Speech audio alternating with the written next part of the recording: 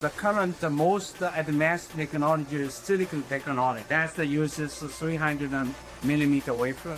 So this is a machine called MBE, molecular beam epitaxy. Its function is basically making crystalline structural material. This material is hazardous. Don't move this around often.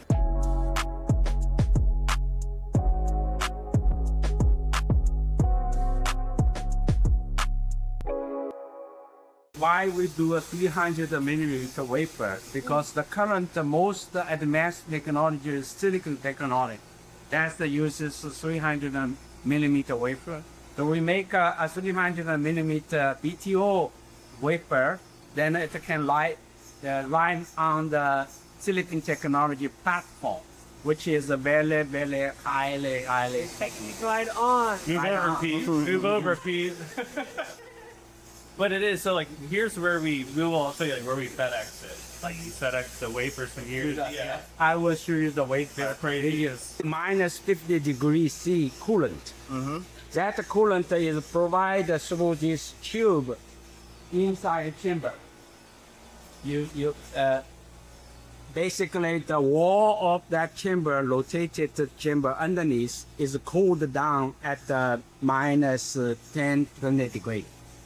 So that basically when you have metal coming on with a high temperature, when you hit to the wall, cooled down, they condense to the wall, they don't get bounced back. If they get bounced back, that could go back to the wafer, that your film is not pure anymore. So that's why we have to use a very low temperature to cool the wall so that the metal gets condensed on it rather than bouncing back to the film. That's also important.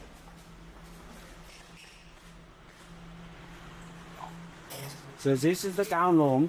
So we go into the clean room with that. I don't recommend you go today. You want to go inside? Oh yeah.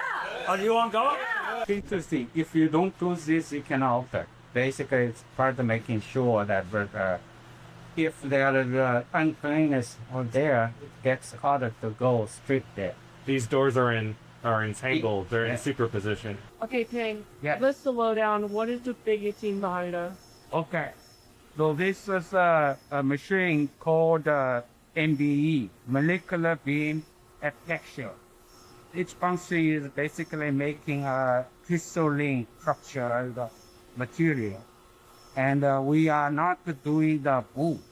We are doing a very thin film, but yet crystalline structure. So we actually use a silicon substrate, which is both crystalline. Then we glue on top of that silicon substrate, both crystalline, with another kind of oxide crystalline structure thin layer. The layer is called strontium titanium oxide and barium titanium oxide. They are very complicated structured films. As you can see, there are three elements: strontium, titanium, oxygen. And the other one is the barium titanium oxide. So these are, each film has three different elements.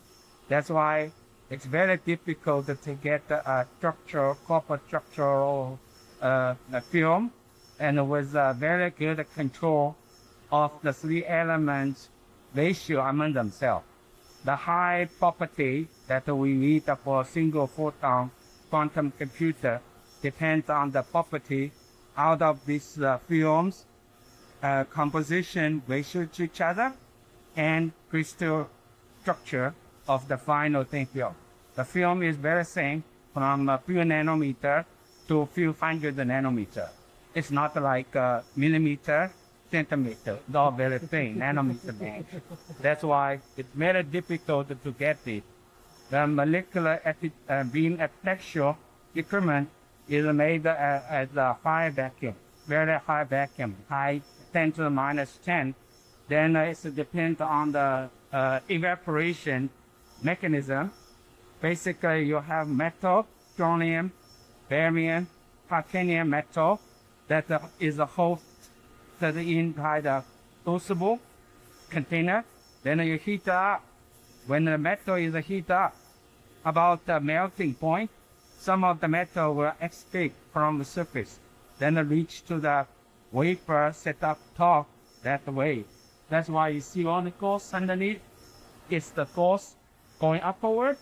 The wafer is sitting in the middle of the bigger container. In the middle, faced downward, the salt going up. That is the mechanism of us making the thin highly quality crystalline film. So that is how this machine is uniquely made for this purpose. So that's why it takes some time to finish such a film, because when you go fast, then a defect can happen in the crystalline structure. You have to go slow, and yet with very good control about these compositions. We didn't cover this yet, but he has an amazing outfit on right now. Why are we wearing these bunny suits? Okay, so that is in the silicon semiconductor industry, the particle defect usually in the air, moisture particle in the air, usually cause some defectivity inside the silicon. That will cause some degraded performance out of any device you want to make out of silicon. The same thing is for this BTO STO film as well, because our film will be sent to GlobalFoundries, such as a large silicon technology line. That line requires us with a very good control on the contamination and the defectivity.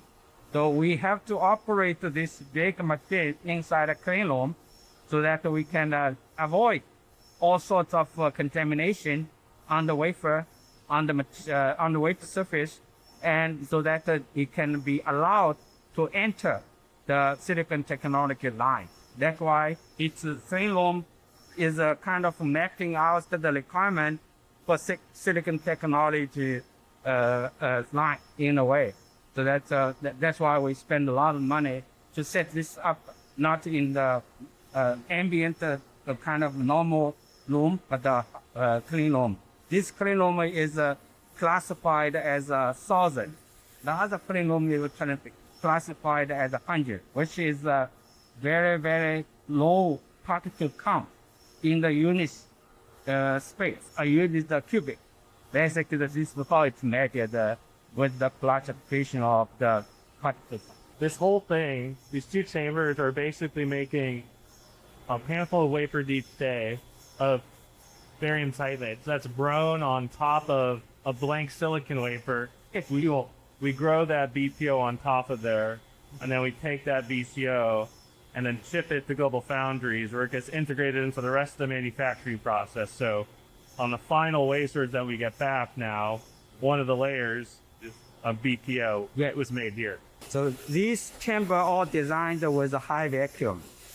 So it's component testing chamber, so that we control the quantity of this inside high temperature stuff. Then we put it in, we seal it, we raise the temperature up, and we see the behavior of that. If it's good from the quality perspective, then we can use it inside. Okay. Otherwise, we work it out where is the problem on the components first. So that is again required for kind of down the road the high volume manufacturing. You want to make sure your component is all checked out before you put it in. This read that you took the picture, electron being stuck. So these stripes is a reflection of the lattice. So when you have the lattice well defined, and you have electron being here, then it will reflect as the signal of that signal. The barium, we call the dendroid, and that is a certain size of it. It's actually sealed. I mean, we are not exposed to this. When we open it, we only open it when we refill the cell inside. Then we wear full mask protection for this heavy metal. Then we fill it in. Then we put it in. after we put it in, we waste all the practice around it too. So basically, we have controlled very well the environment or the safety, all of that. We have to do that. So that's why we don't move this around often unless we are filling it. Because this material is a hazard if it's not oxide. When the material is oxide, it's not considered hazard. So which means when the material exposed to the air, it will be oxide the surface right away. But there is still risk when you move this around, bumping something, so your surface is oxide could be broken, and inside the metal could be exposed. That's why we wear even that way. We wear all the full protection to handle this. So this is our only concern for the practicing in a way that we wear full protection. Although in general the surface of the material is okay. We have several companies. We source them. Most of them are in US. And right now, you are hitting a very good question. These are the rare metal. Yeah. So we wanted to make sure we have most of it as we go with production. So we are actually starting talking to more vendors. Right now we have only one. So it's very clean because we have to move the wafer. Of course, the wafer is inside the box. Let's see. So once we finish the wafer, the box inside, the box will be placed by here. Then it's automatically transferred the wafer from the machine inside the box. There is no manual operation. It's all automatic. That was designed for 5-volume synthesis. Okay, there are some wafers. For example, this kind of wafer. So you can see, right? So we make a storage of some. They might be used as wafers. They might be used as the storage, and then sometimes they can be used as well for some purpose. So these are the wafers. You can see by eye, they are very uniform. The color, basically, the color is a representative of the reflected light. The light will be only reflected with certain wavelength. And if you get to the white light, you have various wavelengths. You go through this film, then the reflection will be only strong with certain wavelengths. So when you change this, then the reflected light wavelengths will be different when the material is same. So that is the optics reflection outcome. Because this is interference. When you reflect light into a film, come back outside, the interference will determine what the light can come out.